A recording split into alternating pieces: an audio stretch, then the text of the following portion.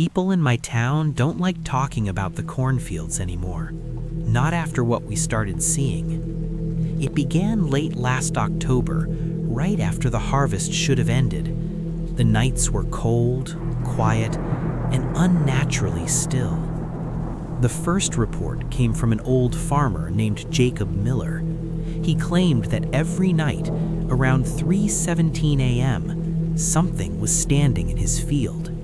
Not walking, not moving, just standing there. At first, nobody believed him. Farmers see things when they're tired. Shadows, animals, fog. But Jacob swore this was different. He said it was too tall to be human and too thin to be an animal. A week later, more people started noticing it. Drivers passing by the rural highway would slow down, pointing toward the cornfields. Some stopped entirely.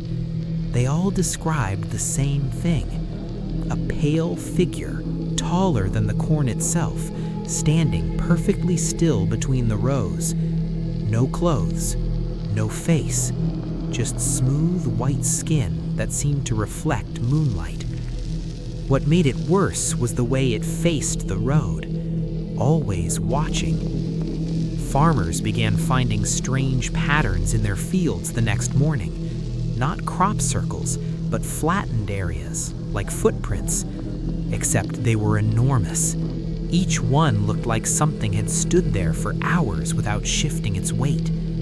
One farmer found 4 perfect handprints pressed deep into the soil near his barn. The fingers were too long, the spacing was wrong, and the prints were found on the roof. That's when the town got scared.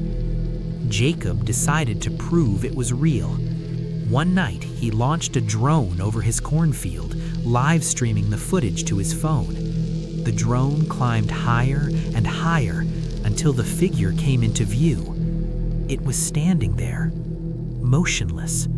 The drone's camera zoomed in.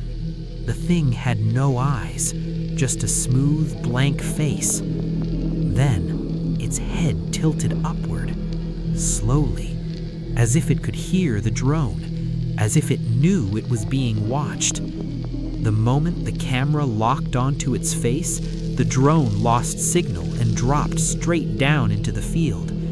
Jacob refused to retrieve it. The next morning, he found something worse.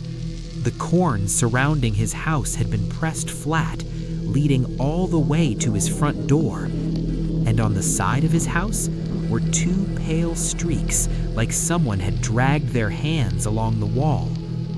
That night, Jacob packed up and left town. He never came back. But the sightings didn't stop. Even now, if you drive past those fields late enough, you might see it, standing there, watching. And if you notice the corn bending inward, like something just stepped between the rows, don't stop, because the pale watcher doesn't chase you. It waits for you to come closer.